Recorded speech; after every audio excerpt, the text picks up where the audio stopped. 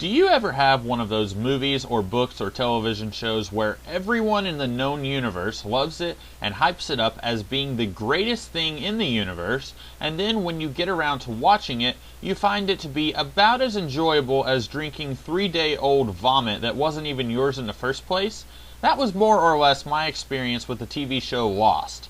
I didn't even get into this show until it was finally over with, but when I did, I kept asking myself, and professed fans of this show as well, why people kept watching it for as long as they did.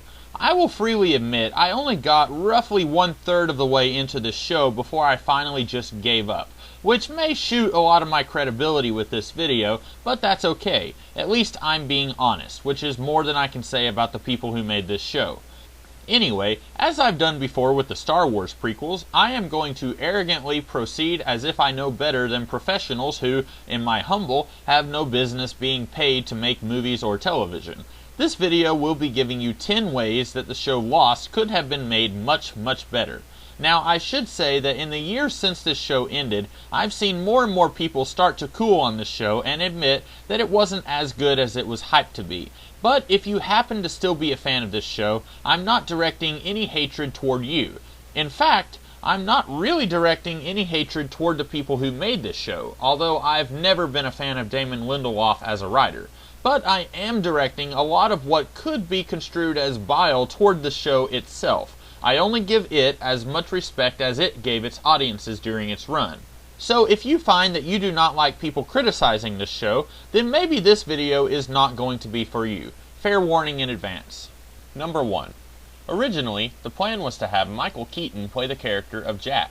He would have died, and then Kate would have become the leader of the survivors of the plane crash. This would have happened, but then someone said that this would have been too much of a downer to start the series off with. I'm not sure how this was considered no bueno, but having the pilot and many other people on the plane die was fair game. Anyhow, by keeping Jack alive, and alternatively going with a no-name guy to play him so that they're not wasting bazillions of dollars on Michael Keaton for every episode, they essentially had this blank slate with no personality, character, or motivation as the leading man of the show. Remember, they planned to kill this guy off. Very clearly, they had no idea what they wanted to do with him, other than have him lead our characters.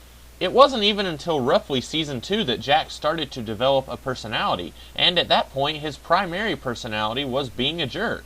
Little tip, I don't like shows where the main character is a jerk. I don't mind flawed, but Jack is a straight-up terrible human being. All this could have been fixed by killing him in the pilot, and then actually giving Kate something to do in this show other than be a tease for the two leading men. Number 2. All of Season 2 should have been removed or rewritten entirely. The only thing that happened in Season 2 was the survivors find an underground bunker on the island. Within, there are rations to explain why Hurley won't lose any weight in the rest of the series, and then there's this button that this crazy guy, Desmond, has been pushing for a few months, and this other crazy guy was pushing for a lot longer than that. We find out that if this button is not pushed every 80 minutes, the island will explode or something. As soon as our protagonists find this Desmond guy, he gives up and lets them have the job. So the entire rest of Season 2 was basically lots of arguing about stuff that didn't matter at all and pushing that button every 80 minutes. This season ends with Crazy Desmond coming back and revealing two things. One, the last time he was late pushing the button, it caused a plane to crash on the island. Okay, cool. Backstory for the mythos of this show revealed. And, oh, by the way, did he forget to mention that this entire time he's had a key that would remove the need to push the button entirely? Wait, he had a key that made this entire season pointless? Why didn't Desmond use this key before? Why didn't Clancy Brown? Who exactly installed this button, and why did they think having it here was a good idea? Why didn't Desmond hand off the key when he left to do absolutely nothing for the remainder of Season 2? Sure, using the key caused an explosion, but he didn't know that would happen. Nobody did. You find yourself in between a rock and a hard place with a solution to your problem. You don't pretend that the solution does not exist for months and then an entire season of television. This whole thing with the button was just badly written and was a huge reason why I dropped the show shortly into Season 3. Number 3. The others should have been more of a presence in the series much sooner than Season 2. We get hints of who and what they are, and we see like 2 of them until we see Ben at the very end of Season 1. But all of this is far too hazy and murky for my taste. We should have had a much clearer idea of who these people were and why they were harassing the survivors of the plane crash. I get that the first season exists to introduce us to our cast, but that's typically what the pilot episode is for. Beyond that, we need some actual story in Season 1. And all of the story in Season 1 that involves the others is completely pointless. They kidnap Walt. Why? They try to kidnap Claire's baby. Why? They want the survivors to remain stuck on the island. Why? That one is actually answered with a disappointing answer, so I'll give that one a little bit of a slide.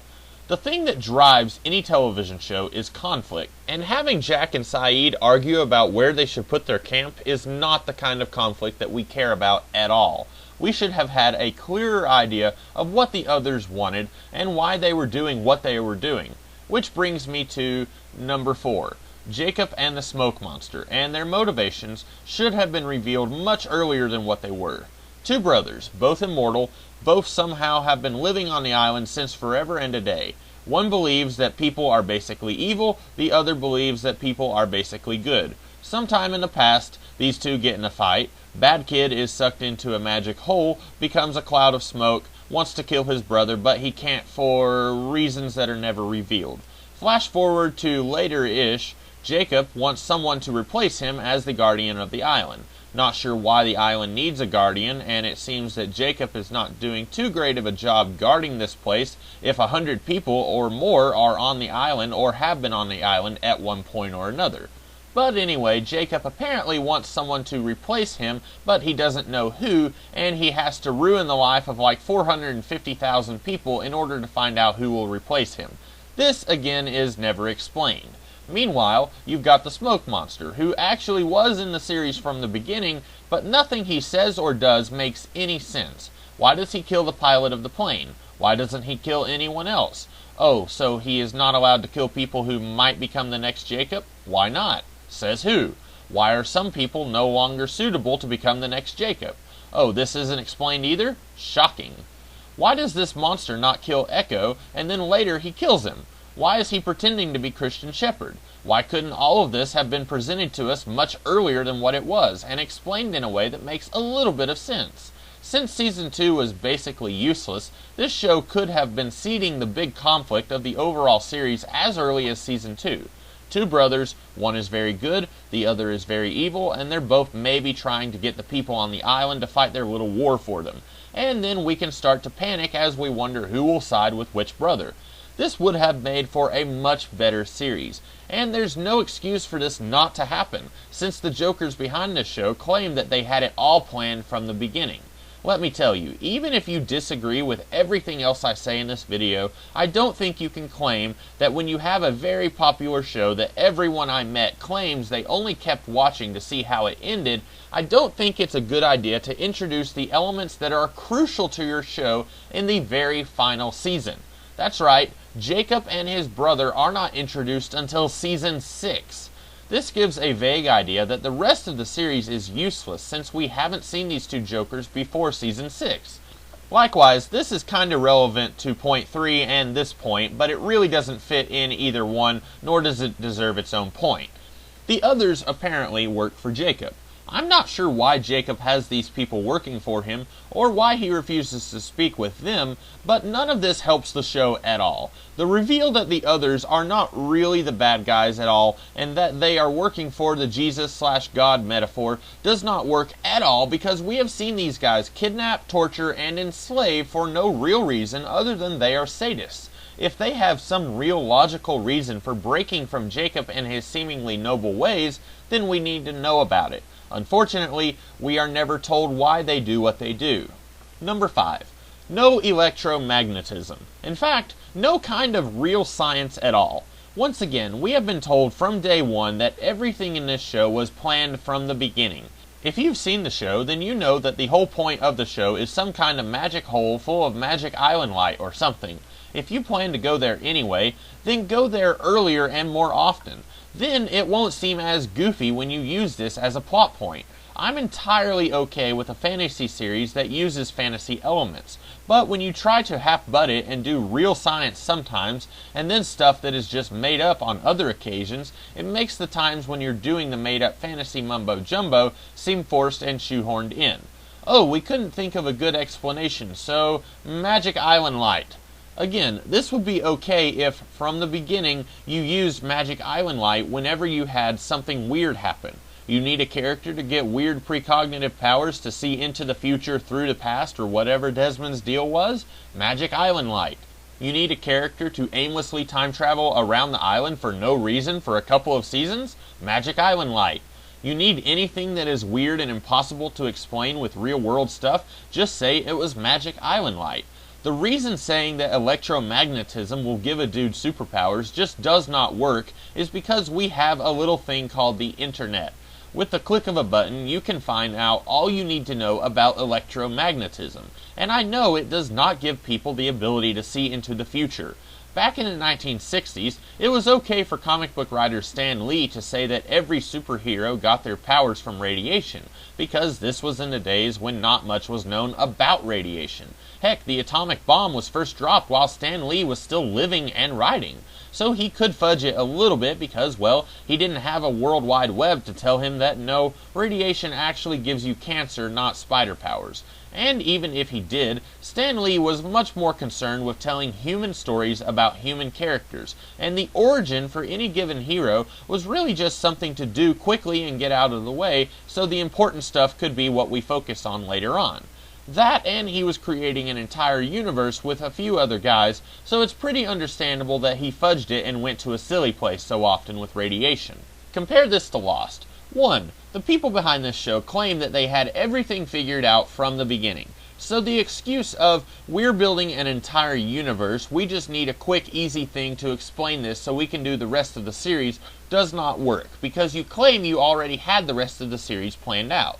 Not to mention, as I said, these silly billies already had weird Magic Island Light to fall back on. Why then go to something that is real and obviously does not do what you are saying it does? And also, if you tried to tell me that this show, like Stan Lee, was only concerned with telling human stories about human characters, you would be only halfway right. I'm sure at some point telling human stories about people building bonds with each other, I'm sure all of that was intended, but the fans quickly gravitated to something else. All of the minor things that were not about the humans and their relationships. People wanted to know what the number sequence meant.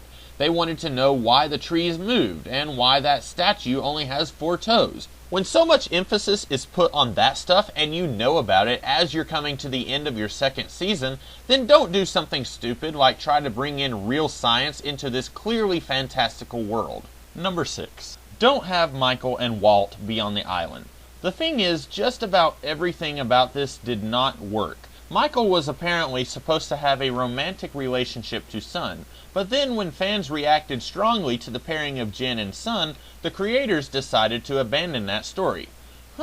Shocking. So I guess they really did not have everything planned out from the beginning.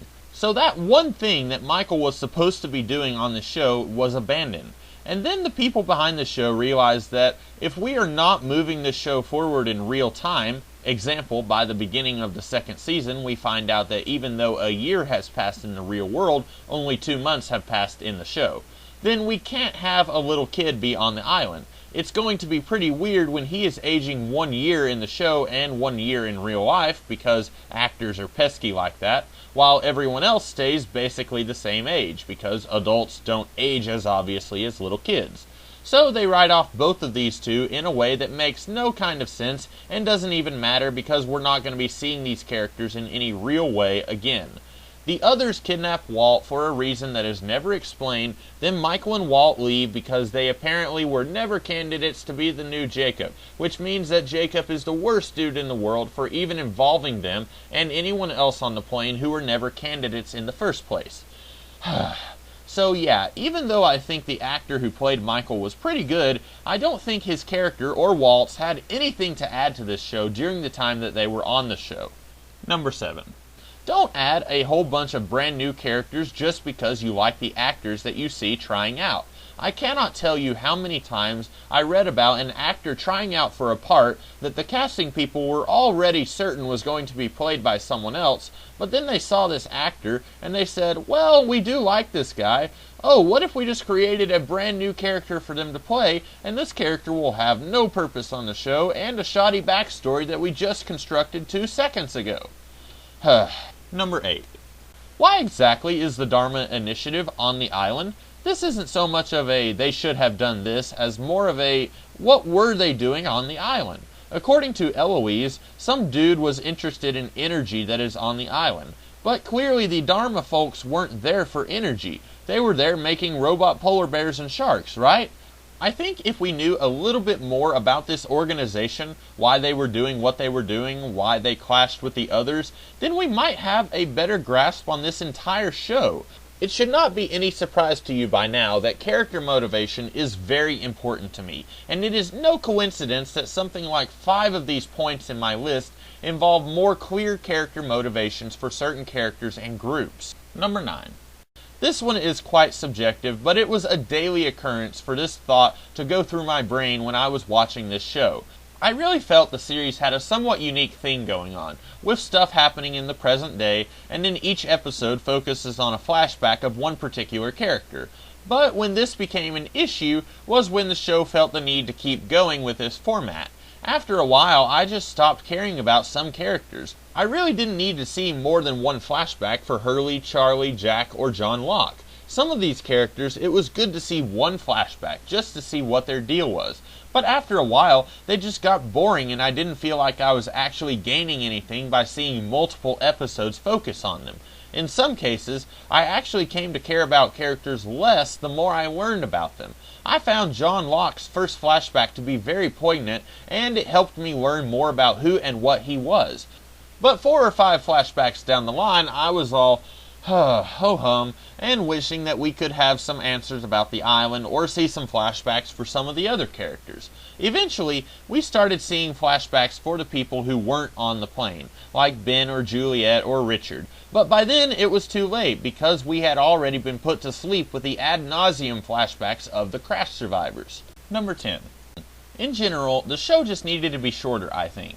Even the most dedicated fans of this show would not go so far as to suggest that everything that happened in this show was necessary for the overall series. I think part of the problem is that as much as Carlton Cuse and Damon Lindelof want us to think that they did, these guys really did not have any idea what they were doing or how they were going to do it. If they had, I think they could have found some way to make this 6-season show with lots of filler into maybe a 3 or 4 season show with very little filler that is very tightly told and makes sense from a perspective of character motivations and just basic plot elements. I get that from a financial point of view, if you have a success on your hands, you are going to want it to go on for as long as it can. And maybe that's why this show rambled for so long. Heck, starting in Season 2, this show was already all about spending an entire year on a subplot that could have easily been avoided with simple character logic. But I think any storyteller or artist who actually cares about the story or art they are producing would put artistic integrity ahead of we can make a crap ton more money if we make this twice as long as it needs to be. So maybe this is something that the guys behind this show never would have changed so that they could go ahead and buy that retirement home in Fiji or whatever.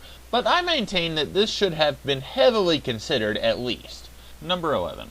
The whole thing should have been a purgatory thing from the beginning. I know people were theorizing that this is how the show would end, so it would have come off as weak and way too predictable if they had done this. But here's the dealio. They basically went this route anyway, except with a really stupid alternate dimension storyline that was needlessly complicated, and much like the introduction of Jacob and his brother, was only thrown into the mix near the end. Overall, a show about a group of people trying to live with what they've done in the past, hence the reason for the flashbacks, they have sins that they need to deal with, growing closer with each other and eventually overcoming what they've done while also overcoming new problems here on this dang island, that sounds like a much better show than the island is a real place, but eventually at some point in the far future they all die at different times, then some of them get to Purgatory but some of them do not because of reasons that are never explained. If they were just going to go with the Purgatory thing from the beginning, then they should have gone with the most simple version of that story instead of tying a whole bunch of knots in it just to make things a little bit more complicated. And so those are my ways that Lost could have been a much better show. And in case anyone asks, I actually don't think that Lost is the worst television series in the world. There are definitely worse out there. And there were a few things about this show I really did like. But overall, I just think it had the potential to be so much better than what it actually was, and that is why this video exists. Anyway, I hope you enjoyed this video, and even if you disagree with me and you think that Lost is a masterpiece, I hope you still enjoyed this video and found it enlightening. If you did enjoy this video, I hope you will like, share, comment, and subscribe. I will be back later this week with some other kind of video. I'll see you then.